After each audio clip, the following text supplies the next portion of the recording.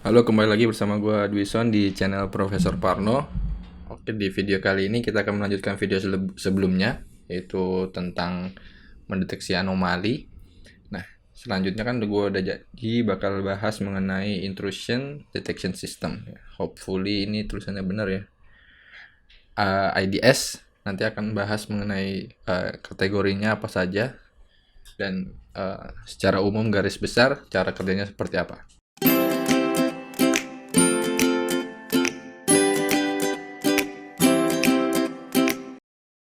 Oke, jadi intrusion detection system atau disingkat IDS ini sebuah perangkat yang digunakan untuk melakukan aktivitas mendeteksi gangguan atau intrusi ya, serangan lah kalau misalnya secara gampangnya. IDS juga ada temennya sebenarnya, ada IPS, intrusion prevention system, jadi dia lebih ke pencegahan. Kalau yang ini kan cuma untuk mendeteksi ya, jadi mengenali aktivitas atau intrusi. Lebih baik IDS atau IPS? Ya, lebih baik kedua-duanya ada. Oke, lanjut ke kategorinya. Kategori IDS itu ada apa aja? Secara umum ada dua. Ada HIDS atau NIDS, Host Based IDS atau Network Based IDS. Nah, perbedaannya apa nanti akan kita bahas. Tapi di beberapa tahun kebelakang ini, karena hadirnya AI atau Artificial Intelligence yang sudah mulai mencakup ke ranah cyber security, jadi ada IDS kategori baru lah bisa dibilang, yaitu Anomaly Driven IDS. Jadi dia pendekatannya terhadap anomali. Jadi ini berkaitan dengan video sebelumnya yang kita membahas terkait dengan anomali, gimana caranya kita melakukan kategorisasi mana yang anomali, mana yang normal. Nah, selanjutnya kita akan coba bahas tentang si HIDS ya.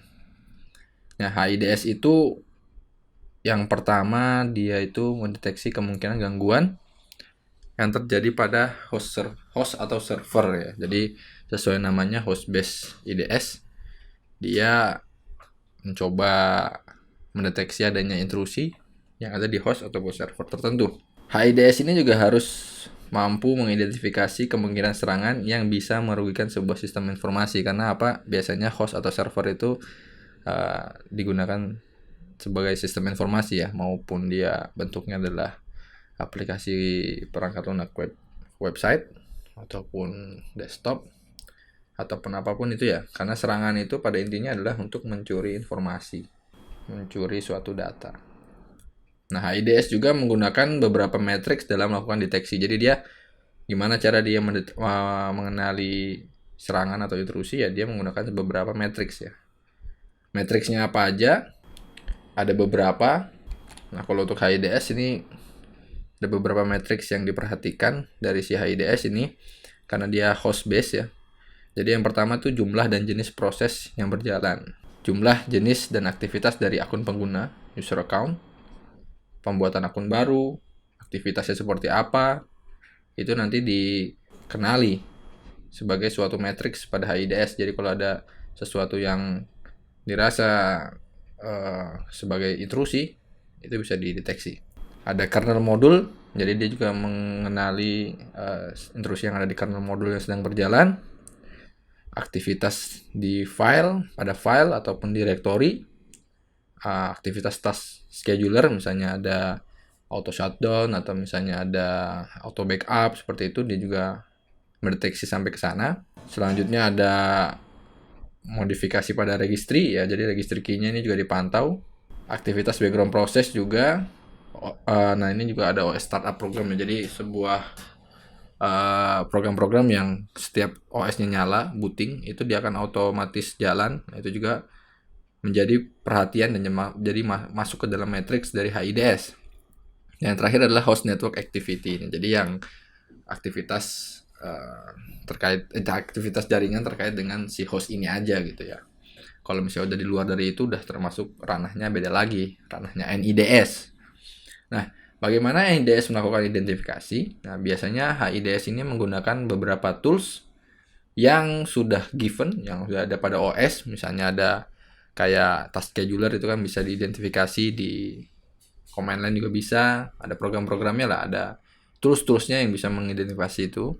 Terus registry key juga bisa kita pantau gitu ya.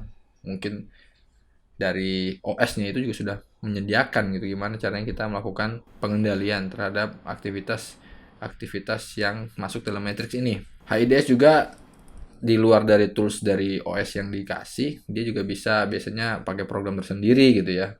Jadi program tersendiri diinstal pada host, itu nanti dia melakukan beberapa setup dan memberikan informasi kepada si IDS-nya terkait dengan matrix-matrix yang perlu dikenali.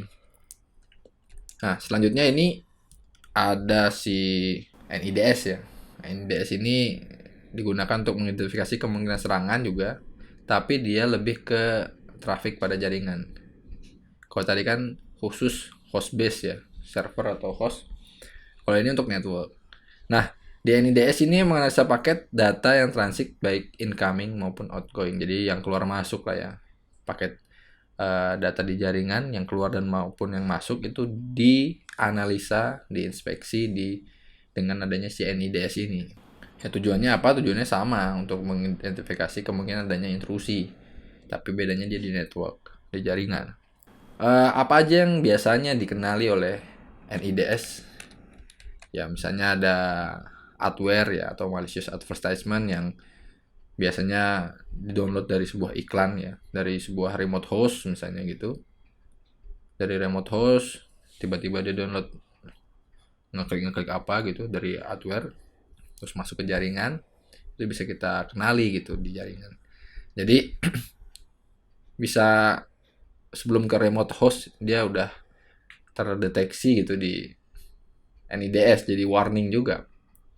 Spyware nih misalnya informasi sensitif yang dikirim menuju suatu remote gitu ya, remote host, itu bisa kita kenali juga. Selanjutnya ada ini advanced persistent threats. Nah ini kan sebuah serangan kompleks ya, dia udah sampai bagaimana sampai ke diseminasi dan lain-lain, mendapatkan informasi diseminasi sampai dia selesai ya. Jadi dia lebih serangan yang kompleks yang sampai dia mengincar suatu celah pada sistem atau organisasi gitu ya. Jadi dia udah memang bener-bener suatu rangkaian serangan yang kompleks yang bisa berakibat fatal gitu ya. Biasanya dia juga mengincar suatu misconfigure dari sebuah service. Yang keempat ada botnet ya. Botnet ya bikin zombie lah. Misalnya komputer saya ini jadi zombie, gerak-gerak sendiri atau melakukan hal-hal yang tidak saya kendalikan gitu ya.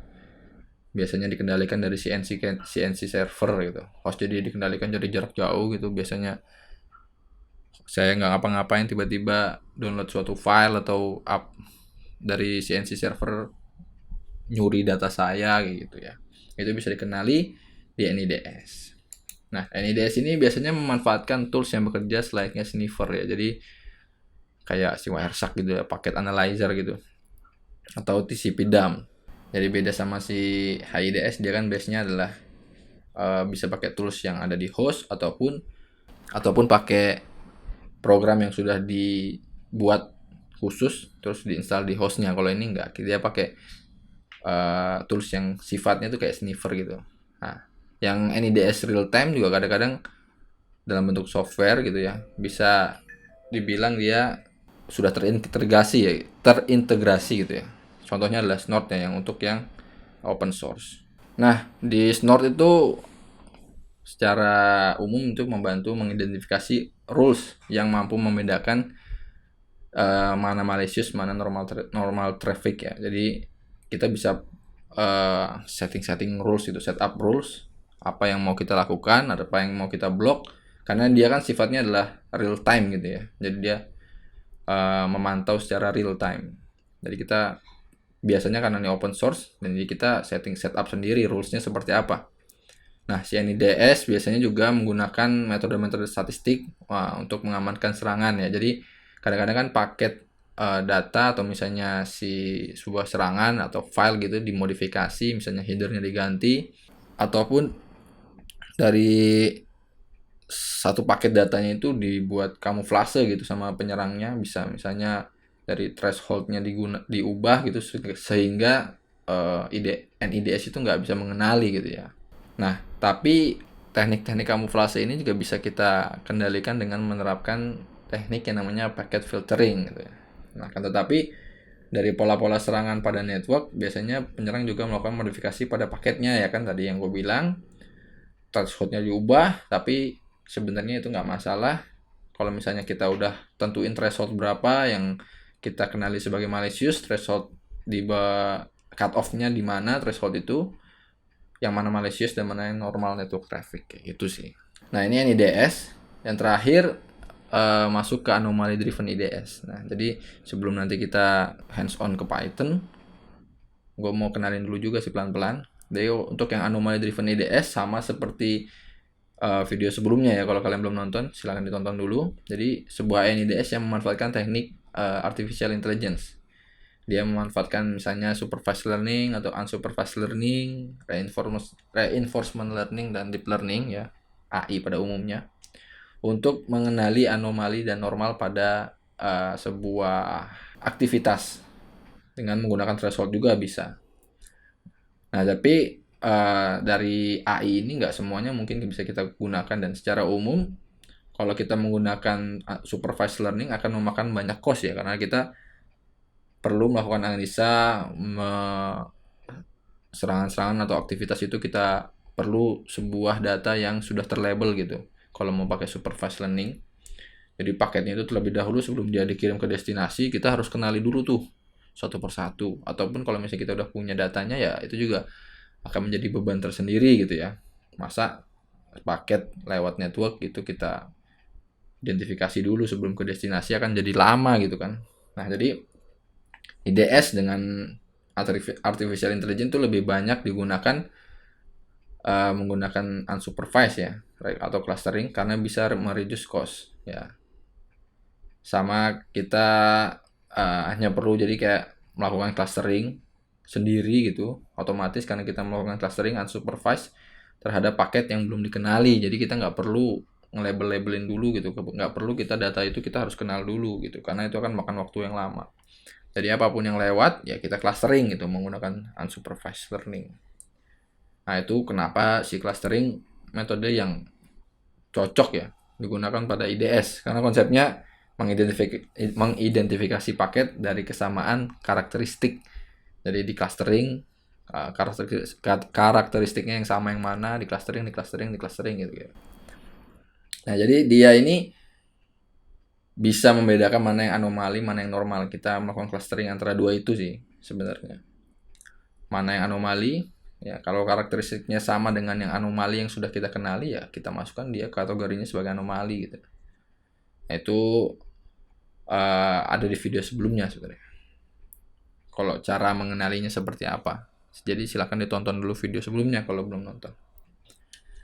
Oke, selanjutnya nanti kita akan coba bahas gimana misalnya caranya kita membedakan anomali ataupun normal. Nanti gua akan coba bahas sedikit dulu tentang pengantarnya, nanti baru kita ke hands on dengan beberapa contoh kasus. Nah, untuk video kali ini gua rasa cukup. Nah, jika bermanfaat minta tolong di like dan di share ke teman-temannya, dan jangan lupa untuk di subscribe juga channel Profesor Parno, tekan loncengnya supaya kalian juga dapat informasi terkait video baru yang diupload di channel Profesor Parno. Terima kasih sudah menonton, sampai jumpa di video selanjutnya.